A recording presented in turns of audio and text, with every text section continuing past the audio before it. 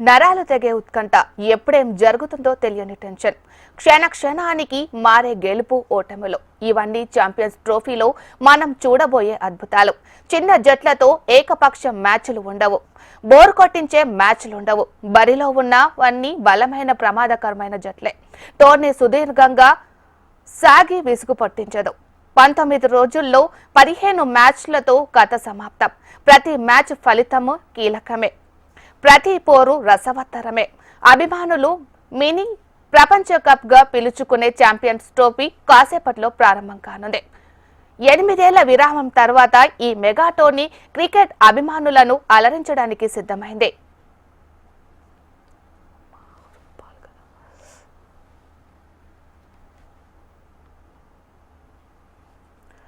Top 8 one day జట్లు తలపడే టోర్నీకి పాకిస్తాన్ ఆతిథ్యం ఇస్తుండగా team India మాత్రం తన మ్యాచ్లను దుబాయ్లో ఆడబోతోంది. భారత్ సహా అన్ని పెద్ద జట్లు బలంగా కనిపిస్తుండటంతో విజేత ఎవరో అంచనా వేయడం కష్టమే. టోర్నీ హోరాహోరీగా సాగడం ఖాయమే. 2017 తర్వాత రద్దే, మళ్లీ ఇప్పుడు పునర్జీవం పొందిన ఈ టోర్నీకి పాకిస్తాన్, యుఏఈ సంయుక్తంగా ఆతిథ్యమిస్తున్నాయి. ఆతిథ్య జట్టు పాకిస్తాన్ అయినప్పటికీ ఆ దేశంలో పర్యటించేందుకు భారత అంగీకరించడం నేపథ్యంలో రోహిత్ సేన ఆడే మ్యాచ్లకు దుబాయ్ వేదిక కానుంది. అన్ని విభాగాల్లో బలంగా కనిపిస్తున్న టీమిండియా టైటిల్ ఫేవరెట్ లో ఒకటనడంలో ఎలాంటి సందేహము లేదు. రేపు బంగ్లాదేశ్ మ్యాచ్ తో భారత్ తన తొలి పోరు ఆరంభించనుంది. ఛాంపియన్స్ ట్రోఫీలో తొలి మ్యాచ్లో పాకిస్తాన్, న్యూజిలాండ్ జట్లు కాసేపట్లో తలపడుతున్నాయి. ఆస్ట్రేలియా, ఇంగ్లాండ్, దక్షిణాఫ్రికా, ఆఫ్ఘనిస్తాన్ టోర్నీలో తలపడుతున్న మిగతా జట్లు వెస్టిండీస్, శ్రీలంక టోర్నీకి అర్హత సాధించలేకపోయాయి. ఎప్పుడో 1996లో వన్డే ప్రపంచ కప్ ను భారత్, శ్రీలంకతో కలిసి ఉమ్మడిగా ఆతిథ్యం ఇచ్చింది పాకిస్తాన్. ఆ తర్వాత ఆ దేశంలో ఏ ఐసీసీ టోర్నీ జరగలేదు. ఈ నేపథ్యంలో ఛాంపియన్స్ ట్రోఫీ నిర్వహణను ఎంతో ప్రతిష్టాత్మకంగా తీసుకున్న పాక్ ప్రదర్శన పరంగా కూడా తన ప్రత్యేకతను చాటాలనుకుంటోంది. సొంత గడ్డపై భారీ అంచనాల మధ్య బరిలోకి దిగుతున్న ఆ జట్టు టోర్నీలో శుభారంభం చేయాలని ఆశిస్తోంది. అయితే తొలి మ్యాచ్లో న్యూజిలాండ్ రూపంలో ఆ జట్టుకు కఠిన సవాల్ ఎదురవుతోంది. ఛాంపియన్స్ ట్రోఫీకి సన్నాహకంగా జరిగిన ముక్కోటికి సిరీస్ లో కివీస్ పాక్ ను లీగ్ దశలోనే కాక ఫైనల్లోనూ ఓడించింది. కివీస్ ఇటీవల నిలకడగా రాణిస్తోంది.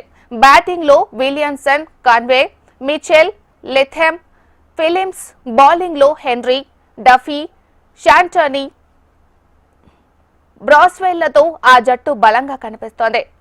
ఫిలిప్స్ బంతిలో, బ్రాస్వెల్, షాంటన్ బ్యాట్లతోనూ సత్తా చాటగలరు.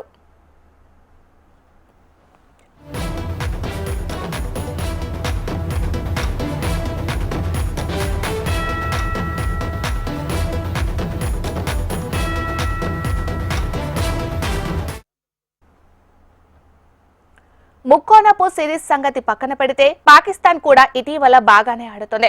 బాబర్ అజామ్, ఫాఖర్ జమాన్, రిజ్వాన్, సల్మాన్ అఖు బ్యాటింగ్లలో చక్కటి ఫామ్ లో ఉన్నారు. షాహీన్ అఫ్రీది, హరీస్, రఫూజ్, నసీం షా, అబ్రార్ అహ్మద్లతో పాక్ బౌలింగ్ లో డోకా లేదు. కానీ ఎప్పుడు ఎలా ఆడుతుందో తెలియని అనిశ్చితే పాక్ కు ప్రతికూలం. ఈ మ్యాచ్ కు ఆతిథ్యమివ్వనున్న కరాచీ స్టేడియం పిచ్ బ్యాటింగ్ కు ప్రసిద్ధి. ఈ పిచ్ లో స్పిన్నర్ల ప్రభావం ఎక్కువగా ఉంటుంది. టాస్ గెలిచిన జట్టు చెదరనకి మొగ్గు చూపే అవకాశం ఉంది.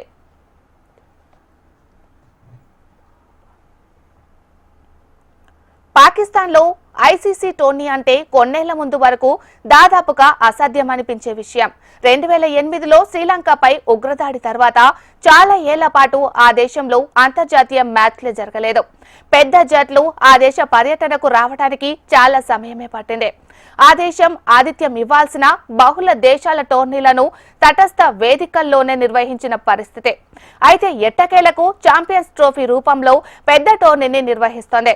ఆస్ట్రేలియా సహా పెద్ద జట్లతో ద్వైపాక్షిక సిరీస్లను పాక్ పగడ్బందీగా నిర్వహించడంతో ఆ దేశంలో ఛాంపియన్స్ ట్రోఫీ నిర్వహణకు ఐసీసీ పచ్చజెండా ఊపింది. అయితే సరే, భారత్ మాత్రం ఆ దేశానికి వెళ్లడానికి అంగీకరించలేదు. తన మ్యాచ్లను యుఏఈలో ఆడబోతోంది. అయితే టోర్నీని సమర్థంగా నిర్వహించి క్రికెట్ ప్రపంచానికి తామేంటో చాటాలని పాక్ పట్టుదలతో ఉంది.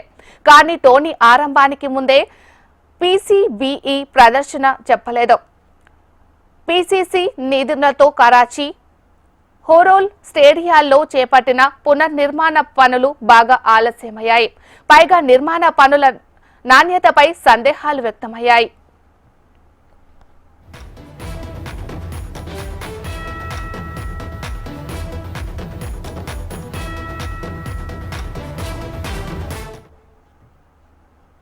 ఇవి బులెటిన్ అప్డేట్స్. చూస్తూనే ఉండండి హెచ్ఎం టీవీ.